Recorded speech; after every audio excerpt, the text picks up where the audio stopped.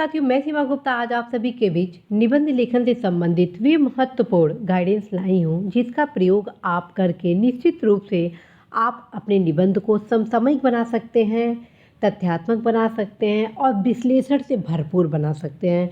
जी हाँ साथियों, जैसा कि आपने सुना होगा कि यदि आप न्यूज़पेपर के एडिटोरियल का अध्ययन करते हैं तो निश्चित रूप से आपका निबंध बेहतर क्वालिटी से परिपूर्ण होगा। तो आइए जानते हैं आज किस प्रकार से पर्यावरण से संबंधित निबंध में आप एडिटोरियल के तथ्यों को विश्लेषण का प्रयोग कर आप अपने निबंध को बेहतर बनाएंगे। साथियों, एडिटोरियल में है ग्लेशियर का पिघलना है आपदा।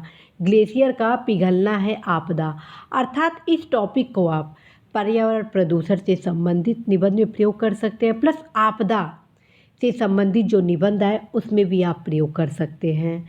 साथ ही साथ साथियों, यदि कोरोना से संबंधित कोई भी निबंध है तो उसमें भी इस फैक्ट को आप प्रयोग कर सकते हैं। देखिए कैसे स्टार्ट किया गया है।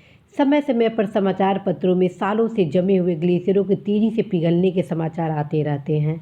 इस लाइन से मैं आपको ये बताना चाहती हूँ कि जब भी आप निबंध की शुरुआत करें तो आप कृपया करके निबंध की शुरुआत परिभाषा से बिल्कुल ना करें, ठीक है। जैसे मान लिया आप पर्यावरण प्रदूषण से संबंधित कोई निबंध लिख रहे हैं, ठीक है, तो आप स्टार्ट कैसे करेंगे, या तो स्लोगन से या तो वर्तमान परिप्रेक्ष्यों में। और जो वर्तमान परिप्रेक्ष्य में आप स्टार्ट करेंगे उसे कैसे स्टार्ट करेंगे, मैं एडिटोरियल के माध्यम से आपको निबंध लिखने की कला भी सिखा रही हूँ। आप लिखेंगे समय समय पर पर्यावरण प्रदूषण से संबंधित विभिन्न समाचार हम सभी को सालों से अनेक क्षेत्रों से मिल रहे हैं कि किस प्रकार से आज पर्यावरण प्रदूषण हम सभी के जनजीवन को प्रभावित कर रहा है, ठीक है।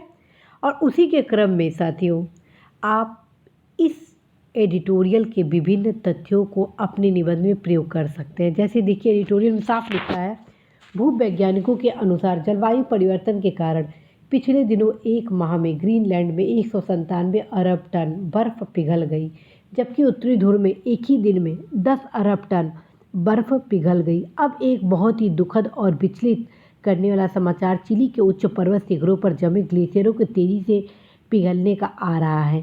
ये आप फैक्ट, ये जो लाइन है, भूवैज्ञानिकों के अनुसार जलवायु परिवर्तन के कारण पिछले दिनों एक माह में ग्रीनलैंड में 197 अरब टन बर्फ पिघल गई, जबकि उत्तरी ध्रुव में एक ही दिन में 10 अरब टन बर्फ पिघल गई। अब एक बहुत ही दुखद और विचलित करने वाला समाचार चिली के उच्च पर्वत शिखरों पर जमे ग्लेशियर के तेजी से पिघलने का आ रहा है, ठीक है।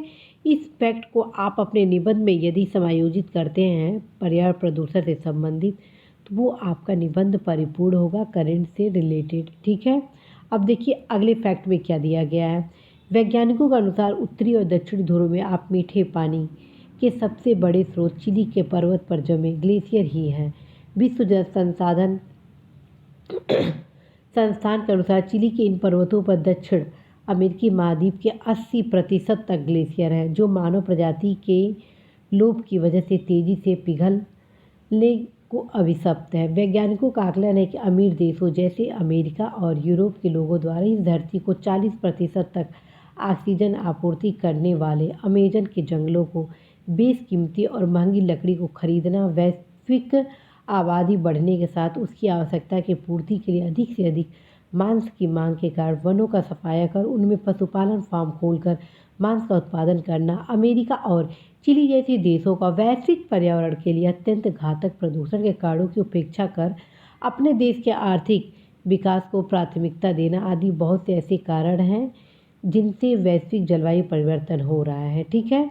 तो ये जो फैक्ट है साथियों, यहाँ से वैज्ञानिकों का आकलन है, यहाँ से मैं आपको बता रही हूँ, यहाँ से इसका भी प्रयोग आप निबंध में कर सकते हैं। यहाँ से लेकर आपको मैं नीचे तक बताती हूँ, विभिन्न जो घातक परिणाम हैं जलवायु परिवर्तन हो रहा है, ये टोटल आप अपने निबंध में लिख सकते हैं, ठीक है। आज की वैश्विक भलाई इसी में है कि अमेरिका और चिली जैसे देशों को अपने राष्ट्रीय स्वार्थ से ऊपर उठकर वैश्विक भलाई के सोचना चाहिए। वैज्ञानिकों के अनुसार कथित विकास, शहरीकरण और सड़कों के लिए भारत जैसे देश में प्रतिवर्ष 10 लाख हेक्टेयर क्षेत्रफल के बराबर और दुनिया भर में प्रतिवर्ष लगभग 1 करोड़ हेक्टेयर क्षेत्रफल के बराबर यानी भारत के पूर्वोत्तर राज्य मेघालय के क्षेत्रफल वनों का विध्वंसन हो रहा है। इस धरती पर पेड़ पौधों के बिना हमारा अस्तित्व ही संभव नहीं है। इसलिए सभी देशों को आपसी राजनीतिक मतभेद भुलाकर सामूहिक प्रयास कर वनों का विनाश और दोहन को रोककर इकलौती सस्य श्यामला धरती को बचाना ही होगा। तो साथियों, इस प्रकार आप इस एडिटोरियल जो कि अमर उजाला पेपर में आया हुआ है, जिसे निर्मल कुमार शर्मा गाजियाबाद द्वारा लिखा गया है, इसका जो महत्वपूर्ण फैक्ट है इसको आप प्रयोग कर सकते हैं।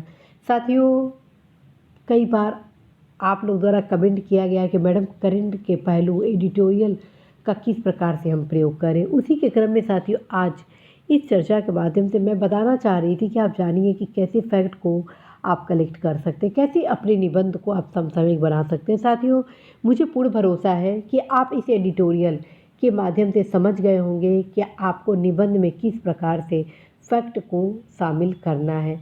और साथियों, इसमें जो मैं फैक्ट आपको बताई हूँ वो अवश्य आप अपने पर्यावरण से संबंधित लेख में डालिएगा। साथियों, जैसे ही मुझे कोई अन्य बेहतर एडिटोरियल लगेगा जो आप सभी के बीच लाया जाना बेहद मुझे ज़रूरी लगे, तो मैं अवश्य ही आप सभी के बीच एडिटोरियल पेजेस लाऊंगी। इसी आशा संदेश के साथ साथियों, मैं सीमा गुप्ता आज विदा लेती हूँ। निश्चित रूप से आप सभी के निबंध कला का जो डेवलपमेंट है वह अवश्य ही कंप्लीट होगा और आप अवश्य ही बेहतर निबंध लिखेंगे। नमस्कार।